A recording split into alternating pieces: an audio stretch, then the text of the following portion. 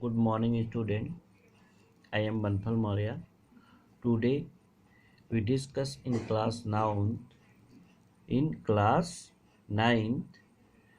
prevention and treatment of cholera. कल हम cholera disease के बारे में डिस्कशन किए थे और उसमें कुछ चीज़ें छूट गई थी जिसमें बचा क्या था prevention and treatment of cholera disease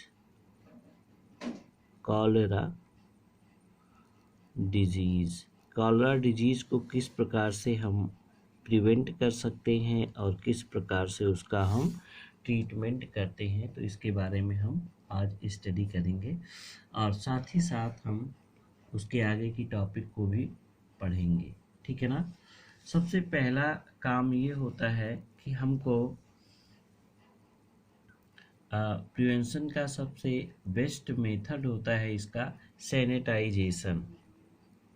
हमें सैनिटाइजेशन करना चाहिए।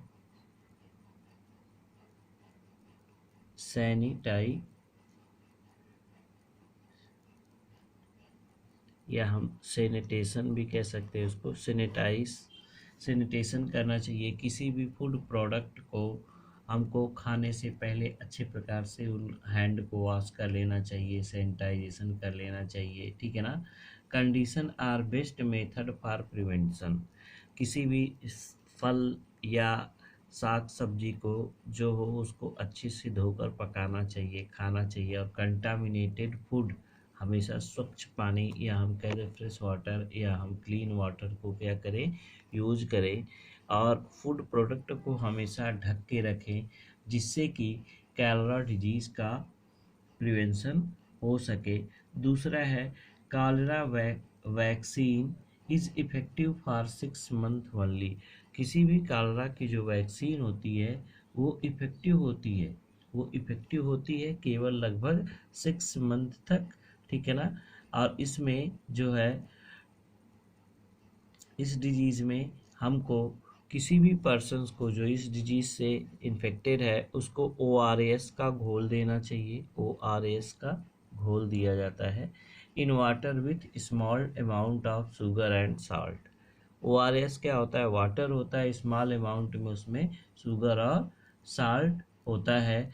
और इसके ट्रीटमेंट के लिए जो ड्रग दी जाती है वो ड्रग जो होती है उसको हम कहते हैं एंटीबायोटिक। ड्रग्स का भी यूज करना चाहिए, जैसे एंटीबायोटिक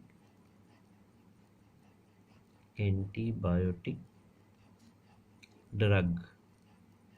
एंटीबायोटिक ड्रग कौन कौन सी है जो यूज की जाती है उसको हम कहते हैं टेट्रासाइक्लिन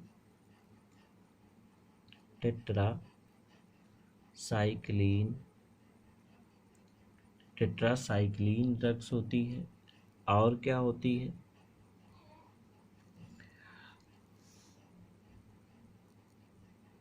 ठीक है ना।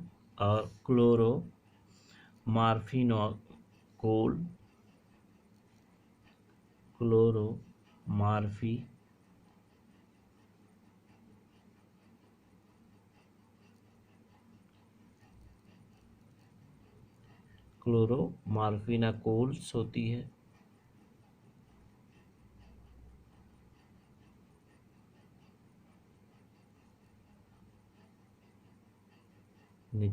ये 2 ड्रग्स होती हैं जो यूज की जाती हैं। क्लोरोफिनकाल भी इसको कहा जाता है। ये कॉलरा डिजीज़ के ट्रीटमेंट में किसमें यूज होती हैं? कॉलरा डिजीज़ के ट्रीटमेंट में हम टेट्रासाइक्लिन को और क्लोरोफिनकाल को यूज किया जाता है। नेक्स्ट डिजीज़ आज हम पढ़ेंगे डिजीज़ जिसको हम डायरिया के नाम से जानते हैं। तो डायरिया एक स्पेशल काइंड की डिजीज़ होती है। ठीक है ना। नेक्स्ट डिजीज़ को हम पढ़ेंगे आज बैक्टीरियल डिजीज़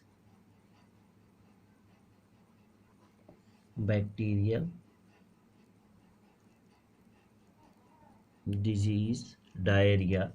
डायरिया क्या होती है?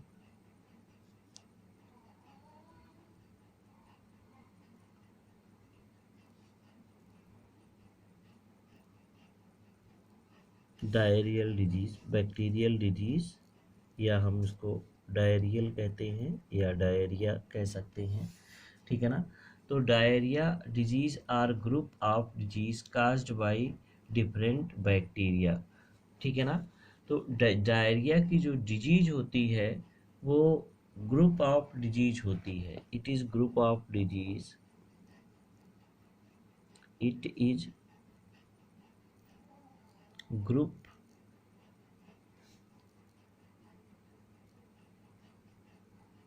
Of disease,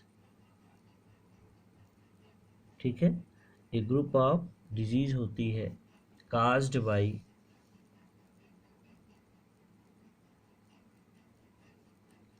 bye different bacteria,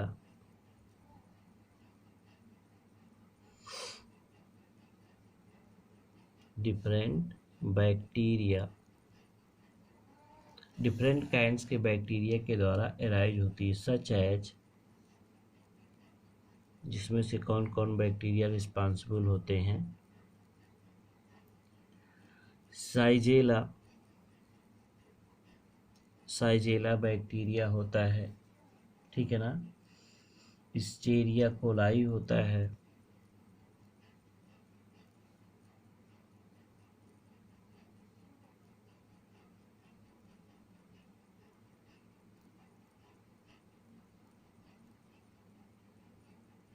Asteria coli होता है, साल्मोनेला होता है, क्लास्ट्रीडियम होता है, साल्मोनेला, क्लास्ट्रीडियम,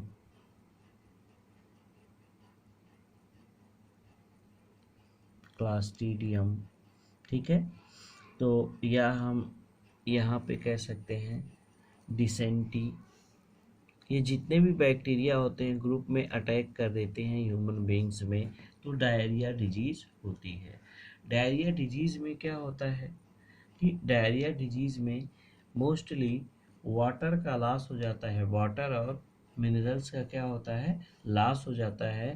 तो इसमें पर्सन्स क्या होता है कि उसमें वाटर के लॉस होने से जो उसके बॉडी में मिनरल्स एंड वाटर की डिफिशियंसी हो जाती है, जिसके वजह से पर्सन्स क्या हो जाता है, काफ़ी वीक हो जाता है और काफ़ी प्रोलॉन्ग ड्यूरेशन तक रहने की वजह से डेथ भी हो सकती है। तो यहाँ पे हम कह सकते हैं mode of transmission of diarrhoeal disease,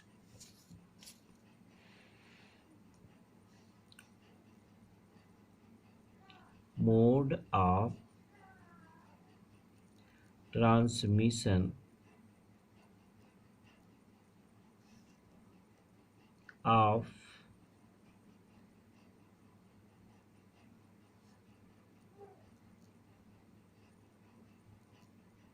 disease,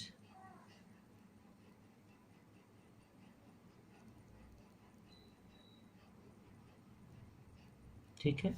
mode of transmission of diarrhoeal disease, तो इसका जो इंक्यूबेशन पीरियड होता है ये वेरिएबल होता है, इनका इंक्यूबेशन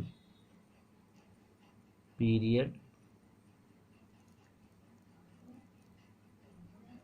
वेरिएबल होता है, भिन्न होता है, ठीक है।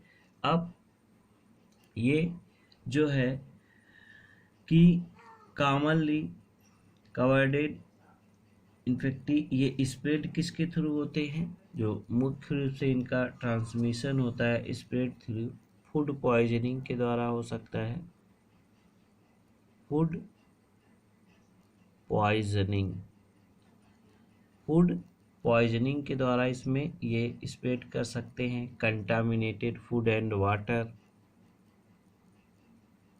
कंटामिनेटेड फूड एंड वाटर, इनमें जो कंटामिनेटेड फूड और वाटर के थ्रू ये क्या हो सकते हैं, स्प्रेड हो सकते हैं। बात समझ में आई? तो ये कंटामिनेटेड फूड और वाटर के थ्रू भी क्या होते हैं, स्प्रेड होते हैं, फैलते हैं। दूसरी बात ये क्या है कि इनका जो सिम्पटम होता है, इनका जो सिम्पटम होता है उसको हम पढ़ेंगे।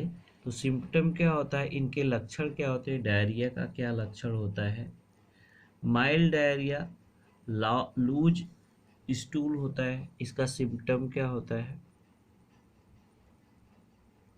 सिम्पटम सिम्पटम में लूज स्टूल होता है, पहला सिम्पटम है लूज स्टूल यानी पेट का झरना, ठीक है, पतली लैट्रिन का होना ये कहलाता है। अब ये इसके साथ साथ म्यूकस सिक्रीशन यानी टूल्स के साथ साथ क्या आता है, म्यूकस आता है। और फिर इसके बाद इसमें एब्डोमिनल क्रैम्प होता है, एब्डोमिनल क्रैम्प, एब्डोमिनल क्रैम्प होता है, ठीक है। अब फिर इसके बाद इसमें अदर सिम्पटम क्या होते हैं कि डिहाइड्रेशन हो जाता है, एपेटाइट, फीवर, बीपी इंक्रीज कर जाता है, बीपी इंक्रीज यानी ब्लड प्रेशर क्या होता है, इंक्रीज हो जाता है,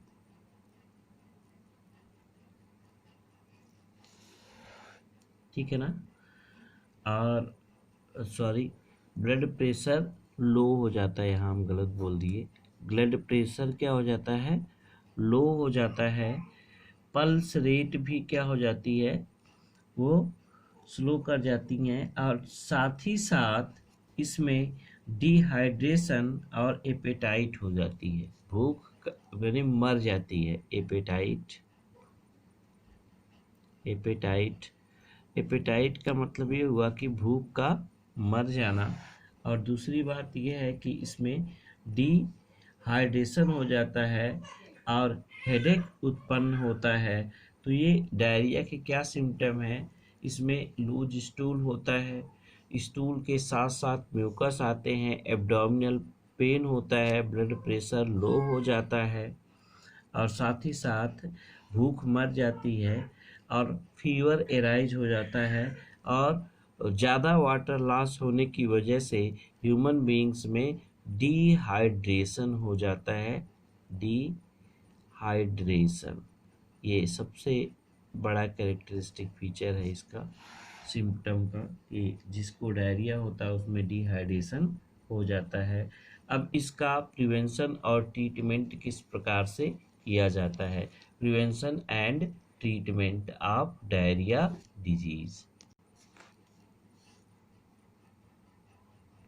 प्रिवेंशन एंड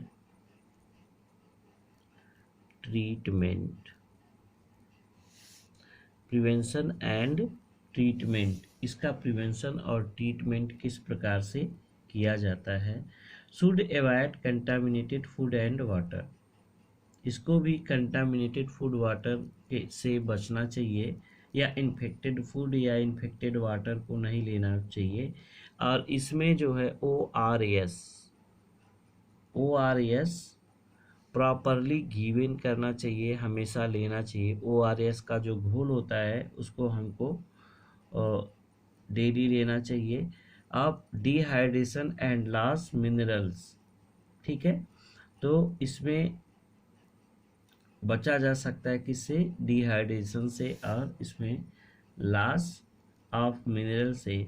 इसके लिए जो डायरिया जो होता है, तो डायरिया डिजीज में जनरली इंट्रोक्यूनाल ड्रग्स को लिया जाता है, इंट्रोक्यूनाल ड्रग्स इसमें सबसे ज़्यादा इन्फेक्टिव होती है, इंट्रोक्यूनाल ड्रग्स, ठीक है, इसका यूज किया जाता है, ठीक है ना।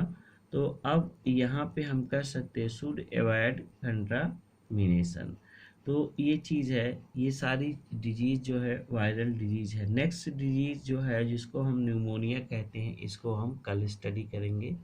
तब के लिए नमस्कार।